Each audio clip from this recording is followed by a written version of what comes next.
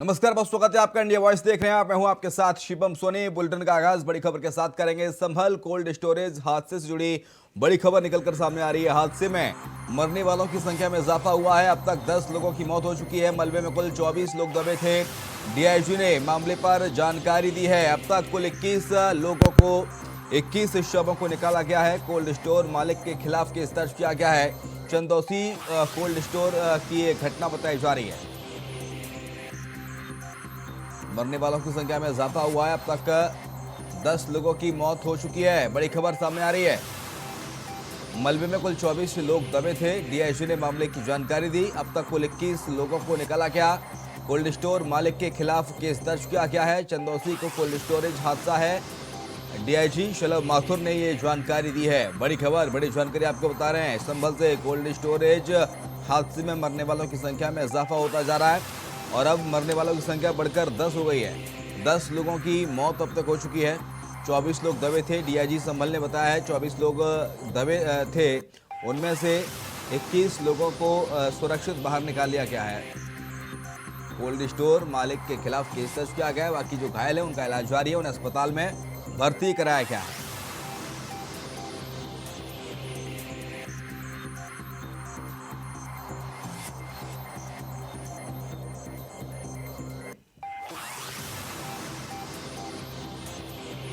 सतीश सिंह ज्यादा जानकारी के लिए हमारे साथ हमारे सहयोगी इस वक्त फोन लाइन पर जुड़ गए हैं। सतीश, मरने वालों की संख्या में इजाफा हुआ है, फिलहाल क्या अपडेट? मैं बताता हूँ जिस तरीका से कोल्ड स्टोर का जिस तरीका से जो गिरा है उसको देखते हुए यहाँ पे प्रशासन लगा हुआ है और जो है अब तक कम से कम यहाँ पर जो है 10 लोगों की मौत हो चुकी है और 14 लोग गंभीर रूप से घायल हो चुके हैं, जिनकी बताया जा रहा है कि जिस तरीका से 6 की हालत नाजुक बताई जा रही है और यहाँ प्रशासन चप्पे चप्पे पर लगा हुआ है। जी, फिलहाल 6 की हालत गंभीर बताई जा रही है। 10 लोगों की मरे होने की खबर है। रेस्क्यू ऑपरेशन के फिलहाल क्या अपडेट हैं? किस तरह से रेस्क्यू ऑपरेशन चल रहा है? रेस्क्यू टीम कौन कौन सी पहुंची हुई है?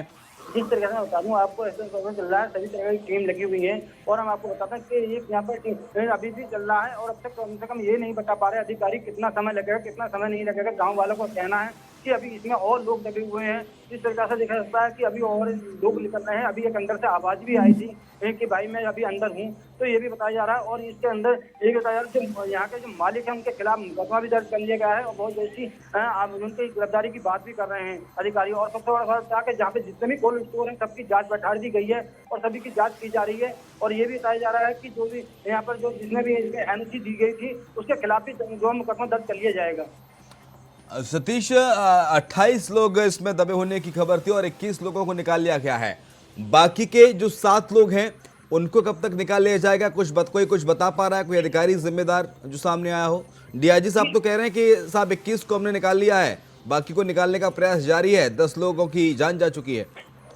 जी, बता दूं अभी जिस तरीके से टीम लगी हुई है और जिस तरीके से कार्य चल रहा है, लगातार कार्य चल रहा है, देर रात तक कार्य चला था, अभी कार्य रुका नहीं है, जगह रुका नहीं है। जिस तरीके से लोग लगे हुए हैं, अब तो गांव के लोग भी बुला लिए गए हैं और जिस तरीके से गांव के लोग यहाँ पे मेहनत कर रहे हैं और आसपास की टीमें बुला ली गई हैं, मजदूर लेबर बुला ली है, काफी संख्या में नगर पंचायत की यहाँ पे बुला लिए गए हैं, लोग बुला लिए गए हैं। तो लगातार कार्य चल रहा है और अभी भी कोई प्रशासन ये कहने को तैयार नहीं है कि जो है कितना समय लगेगा। वो कह रहे हैं हम लगे हुए हैं और यहाँ पे जो गंगा एक्सप्रेस की जो मशीनें हैं वो भी यहाँ पे बुला ली गई हैं। जी, सतीश, बहुत शुक्रिया आपका तमाम सारी जानकारी को साझा करने के लिए।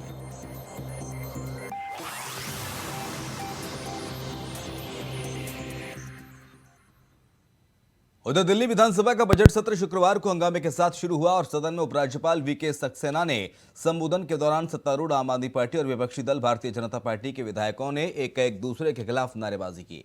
भाजपा विधायकों ने अब रद्द की जा चुकी है दिल्ली शराब नीति 2021-22 के निर्माण और क्रियान्वयन में कथित भ्रष्टाचार को लेकर मुख्यमंत्री अरविंद केजरीवाल के इस्तीफे की मांग की। इसके बाद दिल्ली सरकार और उपराज्यपाल के बीच जारी खींचतान पर एलजी वीके सक्सेना ने कहा, इसमें कोई शक नहीं कि पिछले कुछ दिनों में बोलने की जो मर्यादा होती हैं वो टूटी हैं, लेकिन एक बात कहना चाहूँगा, जो पेड़ ने हवा के लिए कही है, रोज़ गिराती ये पत्ते मेरे, लेकिन फिर भी हवाओं से टूटते नहीं हैं रिश्ते मेरे। ठीक वैसे ही ये हमारी सरकार है, रिश्ते कैसे टूटेंगे? दिल्ली की अर्थव्यवस्था में सेवा का हिस्सा लगभग 83.9% है। दिल्ली सरकार अगले 5 वर्षों में दिल्ली की कामकाजी आबादी के लिए प्रतिशत को मौजूदा 33% से बढ़ाकर 45% लक्ष्य रखने का सोच रही है। मेरी सरकार ने दिल्ली के नागरिकों के लिए रोजगार के अवसर पैदा करने और पिछले कुछ वर्षों में कोविड-19 संबंधी प्रतिबंधों के कारण अर्थव्यवस्था को हुए नुकसान से उबरने के लिए रोजगार बजट पेश किया है। दिल्ली की अर्थव्यवस्था में सेवा का नए रोजगार सृजित करने के लिए खुदरा क्षेत्र, खाद्य पेय पदार्थ, रसद आपूर्ति, यात्रा एवं पर्यटन, मनोरंजन, निर्माण, रियल एस्टेट, इलेक्ट्रॉनिक्स, इलेक्ट्रिक वाहन और हरित ऊर्जा आदि को प्राथमिकता दी जा रही है। बुनियादी ढांचे द्वारा समर्पित गुणवत्तापूर्ण शिक्षा मेरी सरकार का घोषित लक्ष्य रहा है। नए रोजगार सृजित करने की शिक्षा की गुणवत्ता में सुधार पर सरकार के बल देने के परिणाम स्वरूप दिल्ली के छात्रों ने शिक्षा के क्षेत्र में बहुत अच्छा प्रदर्शन किया है। शैक्षणिक सत्र 2019-22 के दौरान स्कूलों ने कक्षा 12वीं और 10वीं में क्रमशः 98% और 97% का पास।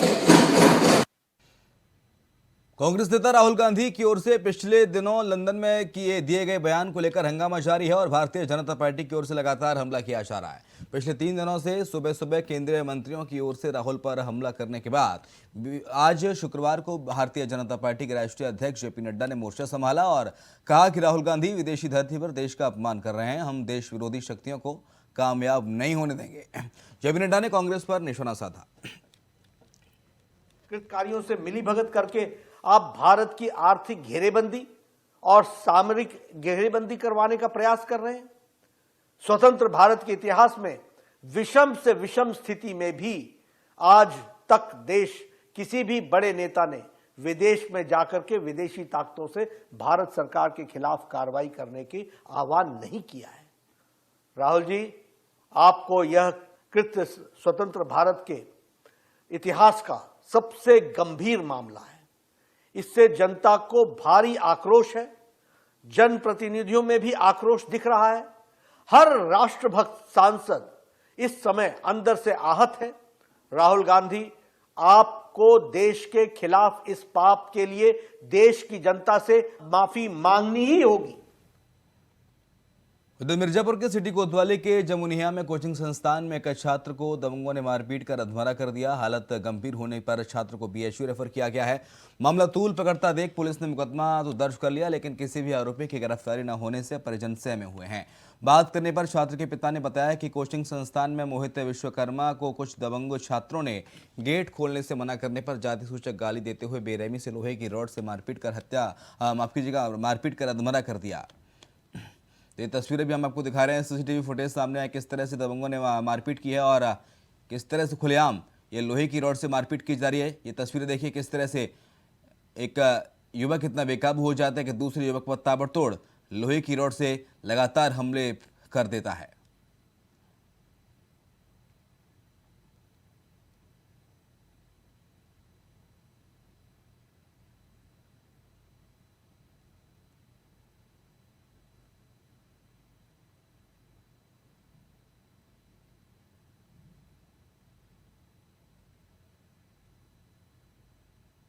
विश्वकर्मा बिरादरी के हैं और वो पंडित जी आए। गेट बल बेटा बता रहा था कोचिंग के लोग कि गेट खोलने के लिए बोले, नहीं खोला, सरिया उठा के मार के उसको बेहोश कर दिया। सर फाड़ दिया मार के। जीने वाले 2 लोग पहले थे, इसके बाद में 5-6 लोग और आए मारने का गेट खोलने की वजह से। सर कि हम तुम लोहार हो, नहीं गेट खोल सकते, हम पंडित हैं, साले इतना नहीं कर सकते। इसके बाद कहा कि आप जाइए अपना गाड़ी लिए, मोटर लिए, खोलिए। इसके बाद जो है मारना चालू कर दिए दोनों लोग। तो ये देखिए किस तरह से जातिवाद को लेकर ये मारपीट यहाँ पर सामने आई। मिर्ज़ापुर में दबंगों के द्वारा ये दबंगई की गई। कोचिंग संस्थान में खुलेआम दबंगई। गेट खोलने को लेकर दरअसल ये विवाद हुआ। पीड़ित छात्र के पिता ने कहा कि ये इसी जाति सूचक बातों को लेकर, गेट खोलने को लेकर ये दरअसल पूरा विवाद गहराया।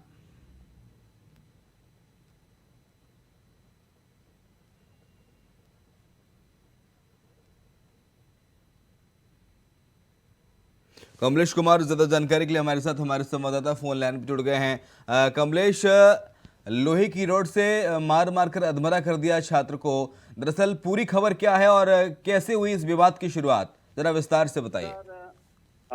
आपको बताना चाहेंगे कि दोनों छात्र हैं, एक ही कोचिंग में पढ़ने जाते थे। तो अपनी जात बिरादरी को भी लेते हुए इन्होंने गेट खोलने का विवाद इन लोग सामने हुआ। अगला विपक्षी गेट खोलने के लेते हुए इन्होंने राड से उसको मारना चालू कर दिया। उसके बाद ये गिर गया। गिरने के बाद 2-3 लोग और मारे इसको। फिलहाल जो पीड़ित है उसकी हालत कैसी है? सर, वो पीड़ित की हालात इसमें थोड़ा नाजुक है। मिर्जापुर मंडली अस्पताल में इनके बेहतर इलाज के लिए भेजा गया था। फिर यहाँ से इलाज न हो सकेगा, इन्हें BHU वाराणसी के लिए रेफर कर दिया गया। अभी पीड़ित का इलाज चल रहा है, वो जो है कि थोड़ा भी गंभीर रूप से है। बाकी जो जिन असामाजिक तत्वों ने इस मारपीट की घटना को अंजाम दिया, क्या उन्हें गिरफ्तार किया गया? कोई कार्रवाई हुई है उनके ऊपर? पुलिस अभी तक खोजबीन में लगी हुई है। खोजबीन के दौरान अभी सूत्रों के मुताबिक मुझे पता चला है कि उन्होंने, जो पीड़ित के परिवार है, पीड़ित भी है, घर से भाग गए हैं। चारों तरफ जो है कि पुलिस लगा दी गई है। पुलिस अपने खोजबीन जारी कर रखी है। चलिए, बहुत शुक्रिया। नजर लगातार बना रखिए, आपसे अपडेट्स हम लेते रहेंगे।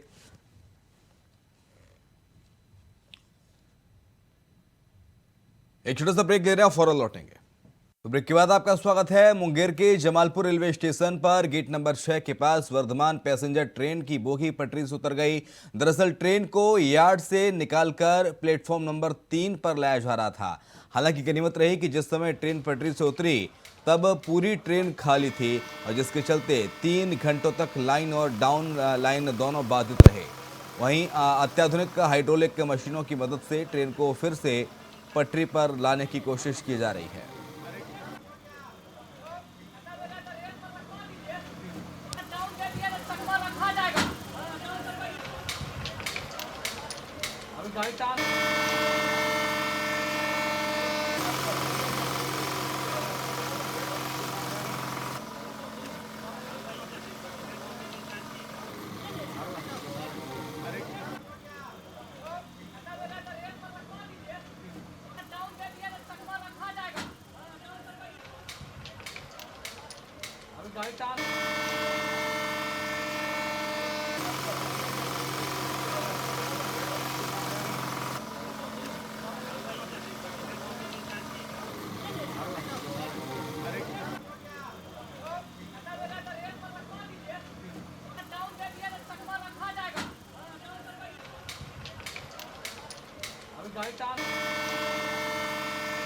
पटरी से ट्रेन की बोगी उतर गई। ये तस्वीरें भी हम आपको दिखा रहे हैं। दरअसल इसको एक पटरी से दूसरे प्लेटफॉर्म पर शिफ्ट किया जा रहा था, और तभी पटरी चेंज करते समय ये ट्रेन पटरी से पहिए उसके उतर गए, बोगी उतर गई, और अत्याधुनिक हाइड्रोलिक मशीनों के जरिए अब इस ट्रेन को पटरी पर वापस लाने की कवायद की जा रही है और लगातार कोशिश की जा रही है। तमाम सारे रेलवे कर्मचारी लगे हुए हैं। गौरव इस वक्त हमारे साथ हमारे संवाददाता जुड़ गए हैं फोन लाइन पर। गौरव, फिलहाल क्या अपडेट? ट्रेन को पटरी पर लाया गया है? जी, चूंकि जब ये घटना घटी तो सबसे पहले तो बता दें कि ये ट्रेन है, वो ट्रेन जो है यार्ड से जो है स्टेशन पे लाया जा रहा था, जहां से फिर वो साहबगंज के लिए वो ट्रेन खुलती, लेकिन जो है बीच जो है पटरी से उतर गई 4 बोगी लगभग। तो वहाँ पे लगभग 3 से 4 घंटे जो है ट्रेन भी बाधित रहे। उसके बाद जो है तत्परता से जो है वहाँ पे काम किया गया। सारे इंजीनियर और विभाग के लोग सब आए और काम कंप्लीट किए, और फिर ट्रेन अब जो है सुचारू रूप से शुरू कर दिया गया है। जी, बहुत शुक्रिया आपका गौरव। हालांकि राहत की बात ये रही कि इस घटना में कोई हताहत की खबर नहीं है। ट्रेन पूरी खाली थी जिस वक्त ये घटना घटी।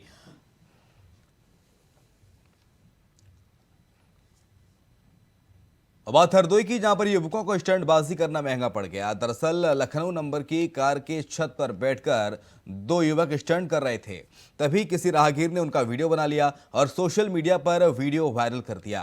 संज्ञान में लेते ही पुलिस ने कार्रवाई की और कार का चालान काटा।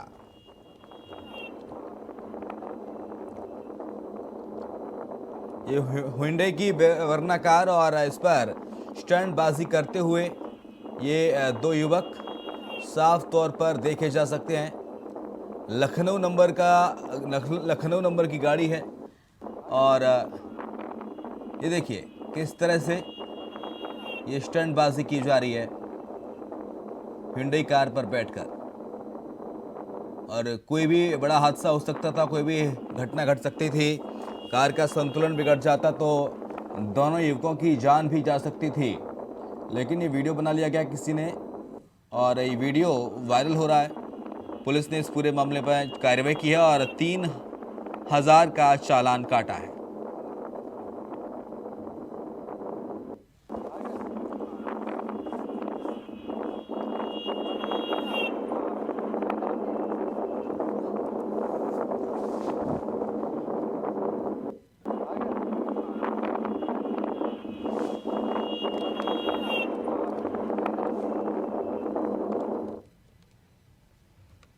अब बात अमरोहा की, जहां पर गौ तस्करों और पुलिस के बीच मुठभेड़ हुई। मुठभेड़ में 3 तस्करों को गिरफ्तार किया गया है। मौके से पुलिस ने कई सारे तस्करों को गिरफ्तार किया है।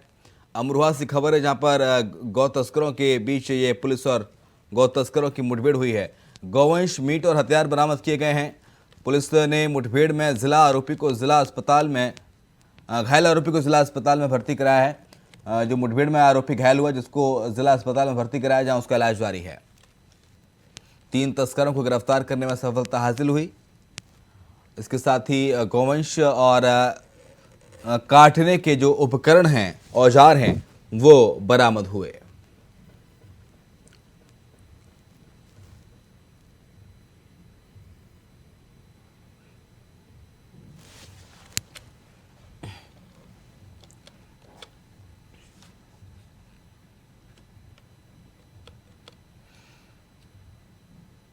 अब बात मुरादाबाद की, जहां पर थाना क्षेत्र में नेशनल हाईवे के पास के तालाब की जमीन पर बने अवैध मजार पर एसडीएम की टीम ने जमीन को सील कर अग्रिम कार्रवाई की है। जिसके बाद मजार से जुड़े लोगों ने इसे गलत बताया। साथ ही इस कार्रवाई के खिलाफ कोर्ट जाने की बात कही।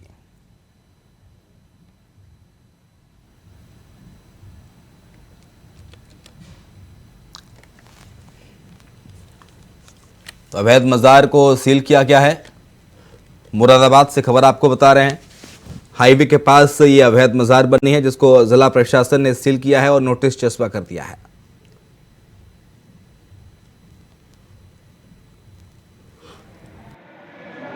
एक जमीन पाकवाड़ा में है, वो तालाब की जमीन है, 1182 नंबर घाटा संख्या। तो उसमें पूर्व से ही कार्रवाइयाँ चल रही हैं। उसमें जो है एक मजार और कुछ बाउंड्री वगैरह बनी हुई है। तो उसके लिए जो है बार बार शिकायत आ रही थी। तो चूँकि जहाँ भी सरकारी ज़मीन पर कोई निर्माण होता है तो उसकी बेदखली की कार्रवाई होती है, कानूनी कार्रवाई राजस्व संहिता की धारा 67 के तहत। तो उसकी कार्रवाई चल रही थी तहसीलदार कोर्ट में। तो वहाँ से 2 महीना पहले जो है बेदखली के आदेश हो गए थे, यानी वहाँ जो भी स्ट्रक्चर है तालाब में बना हुआ उसको हटाने के। तो उसके संबंध में जो भी वहाँ के प्रबंधक थे उनको नोटिस वगैरह भी दी गई थी, नोटिस चस्पा भी की गई थी और हटाने के लिए कहा गया था। लेकिन उसमें अग्रतर कोई कार्रवाई उन लोगों के द्वारा नहीं की के क्रम में जो है अभी उसको जो है कल सील किया गया है और आगे जो है उस को हटाने की आगे कार्रवाई की जाएगी। एक जमीन पाकवाड़ा में है, वो तालाब की जमीन। और खबर कौशाम्बी से, जहां पर हाल ही में हुई इंटर की बोर्ड परीक्षा में पेपर खराब हो जाने के कारण एक छात्रा ने आत्महत्या कर ली है। परिजनों ने इसकी खबर मिली तब उसकी सांसें चल रही थीं। आनंद फानन में उसे निजी अस्पताल में भर्ती कराया गया, जहां इलाज के दौरान उसकी मौत हो गई। वहीं शव को ले जाने के लिए एम्बुलेंस की सुविधा तक नहीं होने से शव को बाइक पर लाद कर ले जाना पड़ा। नाराज परिजनों ने अस्पताल में खूब हंगामा भी किया।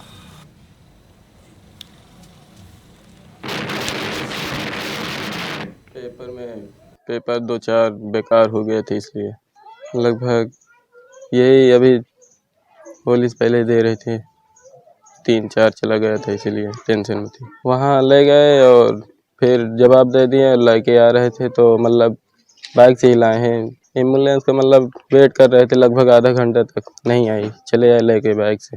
पेपर 2-4 बेकार हो गए थे, इसलिए लगभग। उधर कानपुर में पिछले कई दिनों से पुलिस एक ऐसे गैंग की तलाश कर रही थी जो बड़े पैमाने पर चोरी के डीजल का कारोबार कर रहे थे। पुलिस ने 2 युवकों को गिरफ्तार किया है। ये गैंग नेशनल हाईवे से गुजरने वाले भारी वाहनों को निशाना बनाकर डीजल चोरी किया करते थे। ड्राइवर को नशीला पदार्थ खिलाकर और बातों में उलझाकर गाड़ी से अलग कर लेते थे और गैंग से दूसरे सदस्य गाड़ी से डीजल गायब कर वहां से फरार हो जाते थे। चोरों के पास से 2400 लीटर चोरी का डीजल भी बरामद किया गया है।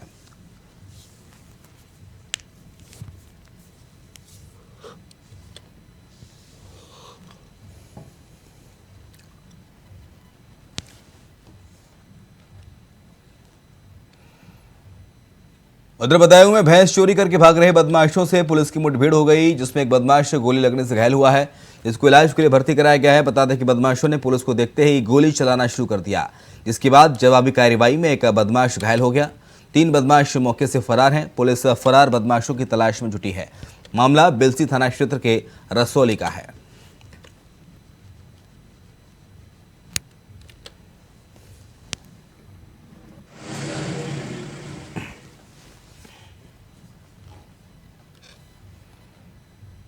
और इसके साथ बुलेटिन में इतना ही। खबरें लगातार जारी हैं।